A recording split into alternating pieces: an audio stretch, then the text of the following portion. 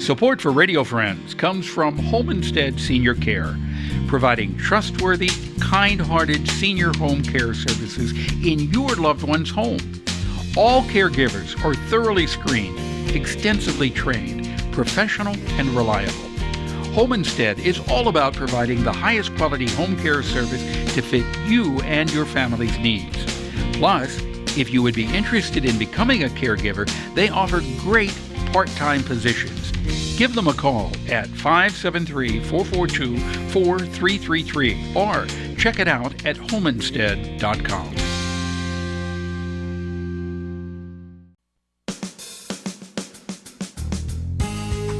Good morning and welcome to Radio Friends on this first day of February. This is Thursday, February 1st, 2018. All right, good to have you with us today. We have MARILYN McLEOD, the League of Women Voters. Pleasure to have you here, MARILYN. Pleasure to be here. Thank you. And Happy New Year, belated Happy New Year's to you. New Year. You've got, this is going to be a very busy year with the League because we have the elections coming up in the fall, and we're going to start probably hearing about those elections before too long. Right. Ads will start running, won't they? Yes, they will. But you're having a legislative forum. When? Right. We will be having that on Thursday, February 8th at the library. And we will begin at 7 with refreshments at 6:30. And this is something we've done for years, maybe 25 years, where we invite the Boone County delegation. And those are our state representatives and state senator. Do they all show? Usually. Sometimes they can't. They have previous engagements, that kind of thing. But we always hope to get them all, because we think it's very valuable. Our goal is really to connect the public with their elected representatives. We like it to be a meaningful dialogue. We like it to be a respectful dialogue. And so this is an opportunity. Most of the time it is. Yes, it is. Yes, it is.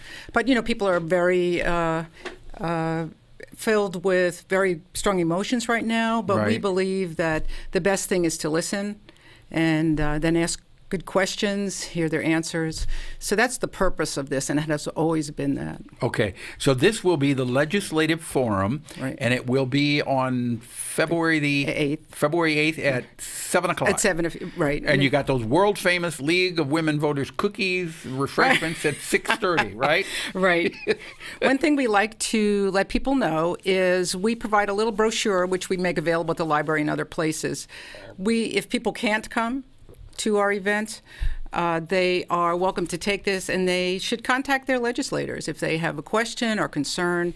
Sometimes people say, well, I don't think they agree with me, so why should I contact them? It's very important to contact them. Right. I don't know how many calls I have made to our elected officials, and sometimes I feel like it just falls on deaf ears, but if nothing else, it makes you feel good that you did something and you're trying to partake in the democratic process. Absolutely. I think it's important that they hear from people no matter what the point of view, because if they don't hear from people who don't agree with them, they don't believe anybody disagrees. Whereas this way they get to hear it from everyone. Yeah, so. and correct me if I'm wrong, but sometimes when you call and you're all upset and heated about a particular subject, you tend to want to go on and just pour your heart out to these people that answer the phone.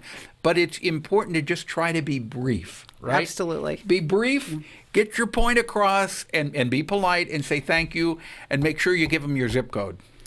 Exactly. They always ask you for your zip code, right? Sure, they may not even ask your name. Well, I called the other day. I was kind of worked up about something and didn't ask for my zip code. And I said, don't you want my zip code? Because it's important to give that zip code. Right. Okay, so mark it down on your calendar. Is there anything else? Because we're almost out of time.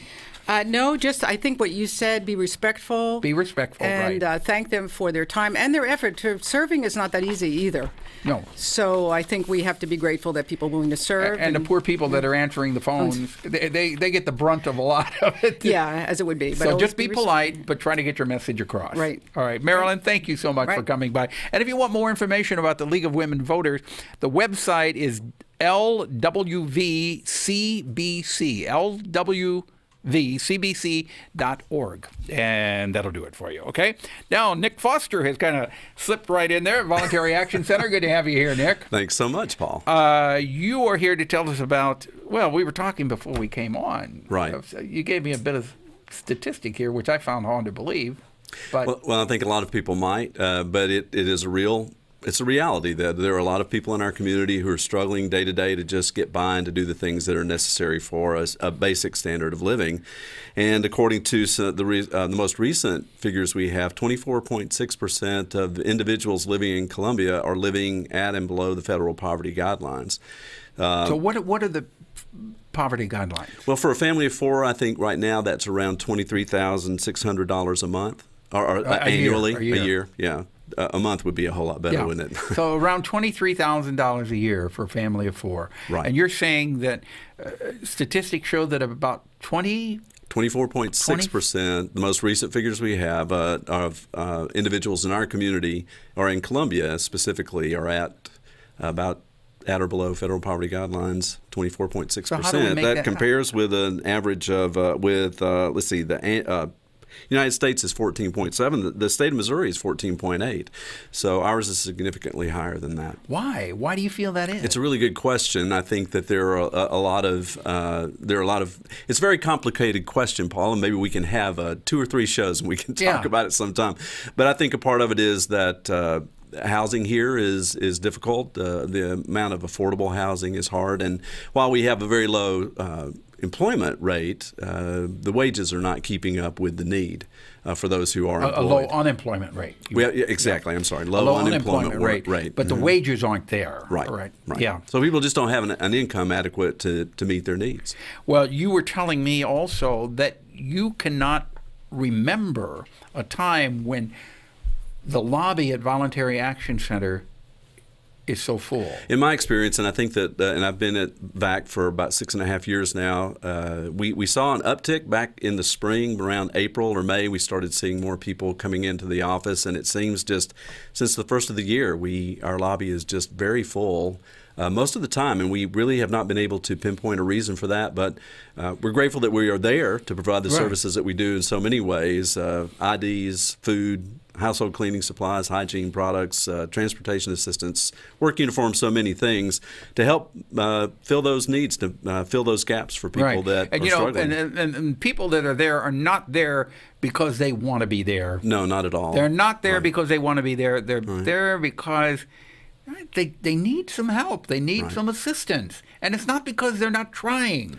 Well, that's right. And we're very careful about what we provide. We always get all the information that we need from folks to be sure that we're providing for those who are at or below 200% of federal poverty guidelines and who are residents of Boone County.